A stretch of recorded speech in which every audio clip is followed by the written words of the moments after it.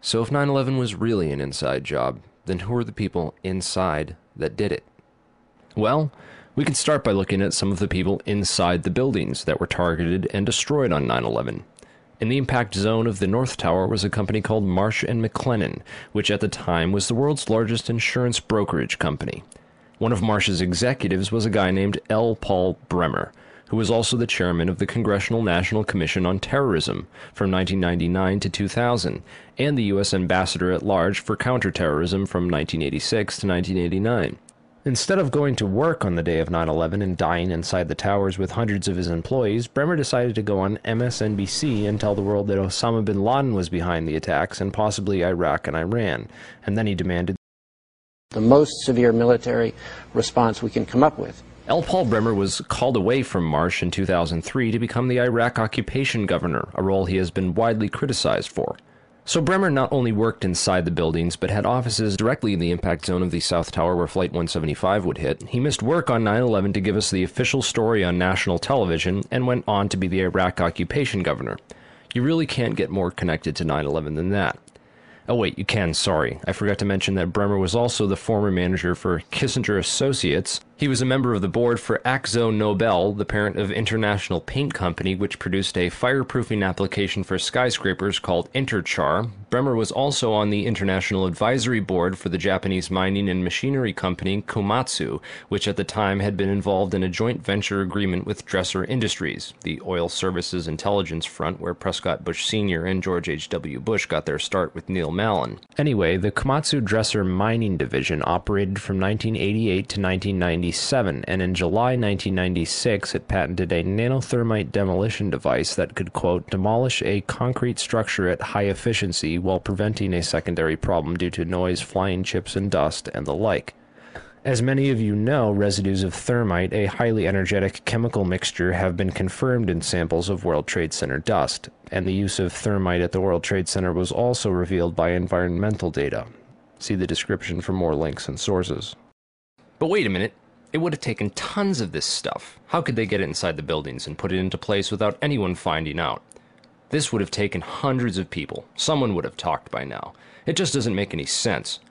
Well, who ran security for these buildings?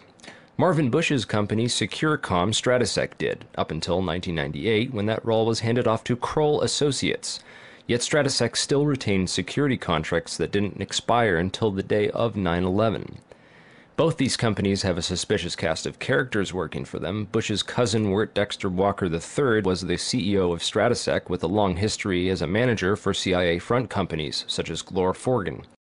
The corporate operating officer of Stratesec was a guy named Barry McDaniel, who came from BDM International, where he was a vice president of material distribution and management systems.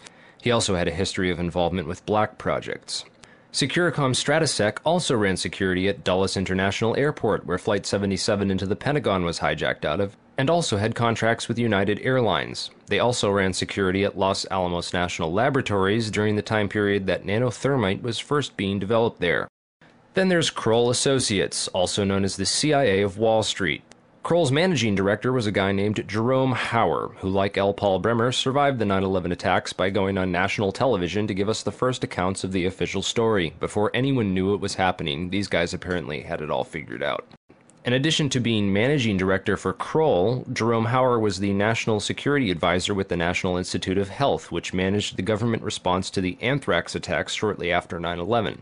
On the day of 9/11, Hauer advised the White House to start taking Cipro, an antibiotic effective against anthrax, and then strangely a week later, 2 senators and several people in the media who had been calling for an investigation into the 9/11 attacks were mailed anthrax and told to shut up, apparently by members of Al-Qaeda, who later turned out to be a bioweapons researcher at U.S. AMRID in Fort Detrick, Maryland, named Stephen Hatfill, who had worked with Jerome Hauer for a company called SAIC. Scientific Applications International Corporation, a defense contractor with expertise in thermite-related technologies, played a large part in the NIST World Trade Center investigation. A few other names and companies inside the Twin Towers also worthy of further investigation include Craig Stapleton, who is married to Bush's cousin Dorothy Walker Bush. Stapleton was the president of Marsh Real Estate Advisors from 1982 to 2001. He was a member of the board of directors for Cendant, that was charged with massive accounting fraud in 1998, and went on to join Winston Partners, a privately owned investment firm founded in 1993 and led by George W. Bush's brother Marvin. Other very powerful and well-connected people worked in senior management at Marsh. These included Stephen Friedman, a senior principal at Marsh Capital and former partner at Goldman Sachs, who later became George W. Bush's top economic advisor. Friedman was also a member of the Brookings Institution, the Bilderberg Group, the Foreign Intelligence Advisory Board, and the board at In-Q-Tel, the investment firm founded by the CIA in 1998. In-Q-Tel invests in state-of-the-art technologies related to defense and intelligence work, including nano and chemical technologies, according to its website.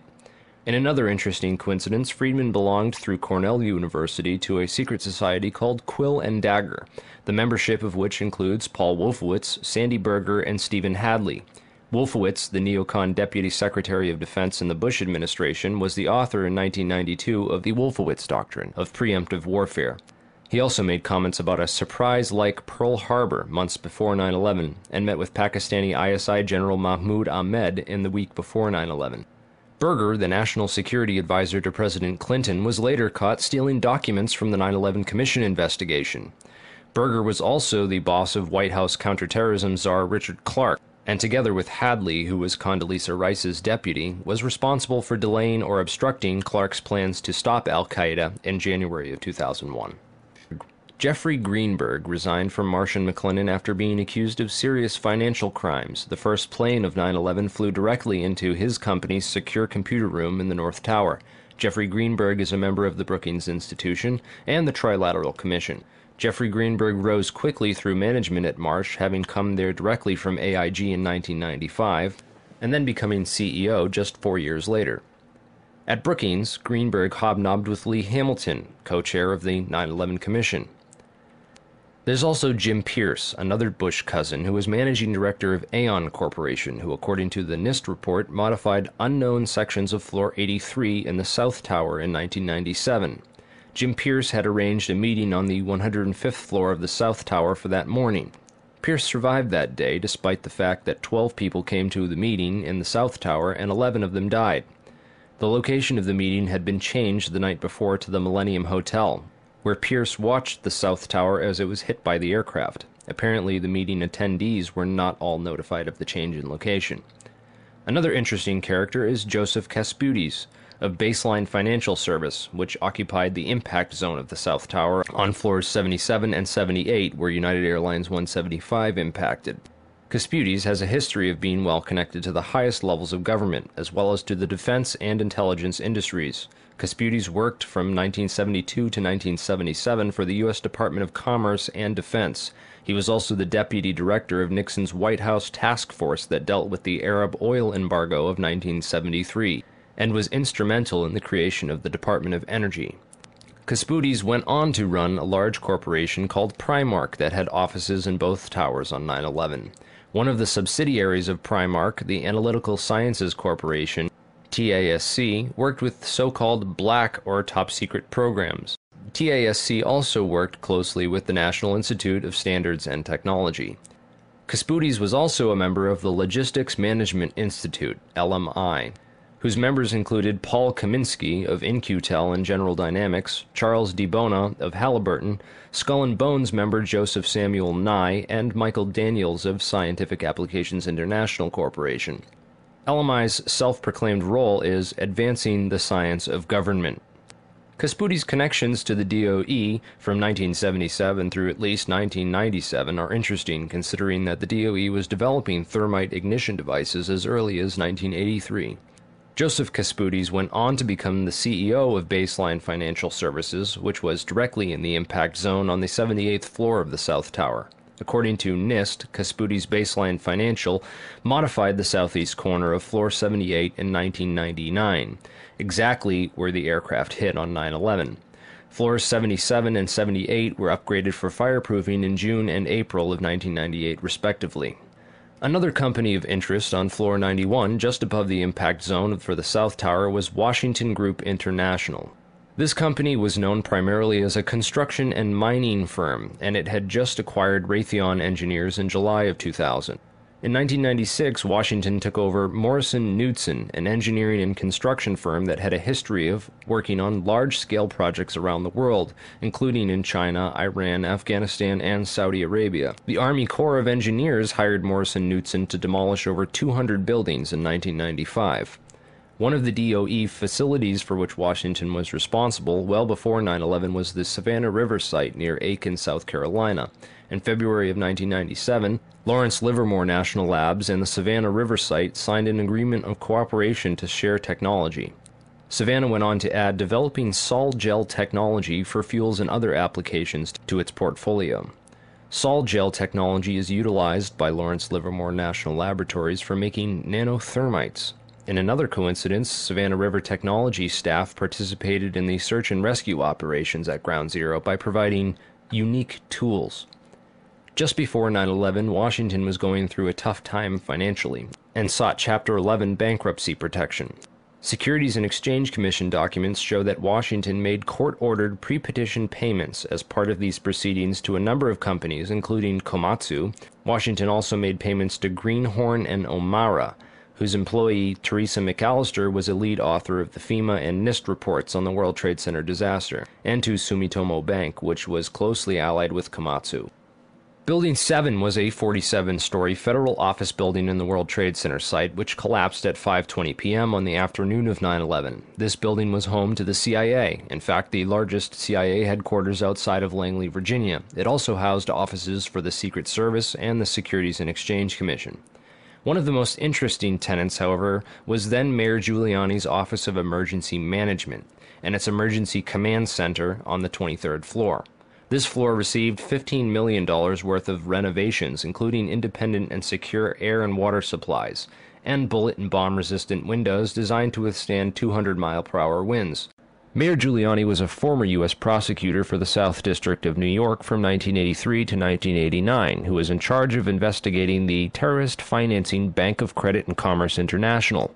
After he left his job as a prosecutor to start a political career, he worked for a law firm called White & Case that actually represented BCCI. So he went from prosecuting the BCCI to working for a law firm which defended the BCCI. This was likely his foot in the door of this underground corporate criminal network. Giuliani would later help to destroy all the crime scene evidence from Ground Zero. Giuliani's sidekick on 9/11 was Police Commissioner Bernard Kerik, who appeared to be coaching some of Rudy's actions that day, keeping him away from the media and even answering questions for him about explosives in the buildings. In fact, Bernard Kerik gave us the first official government pronouncement that no explosives were involved in the destruction of the World Trade Center buildings. Kerik's department was also the same one that found that pristine, completely undamaged hijacker's passport, which survived a plane impact, and Fireball, which destroyed 2 titanium black boxes and 3 towers. Yeah, Kerik would later receive a nomination from President Bush to become Director of Homeland Security, which he declined for personal and political reasons, and instead took a job training the Iraqi police force in Iraq alongside L. Paul Bremer. Both men are credited for turning Iraq into the unwinnable quagmire it is today.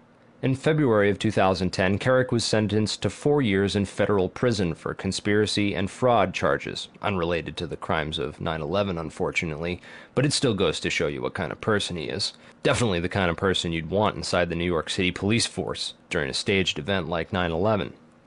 And lastly, we have the Pentagon. It's certainly peculiar, to say the least, that al-Qaeda terrorists hell-bent on destroying the USA would not crash their plane into the north wing of the Pentagon, where all the most important offices were, like Donald Rumsfeld, John Ashcroft, etc., and that they would instead choose to target the one section of the Pentagon that had most recently been refurbished to withstand missile impacts.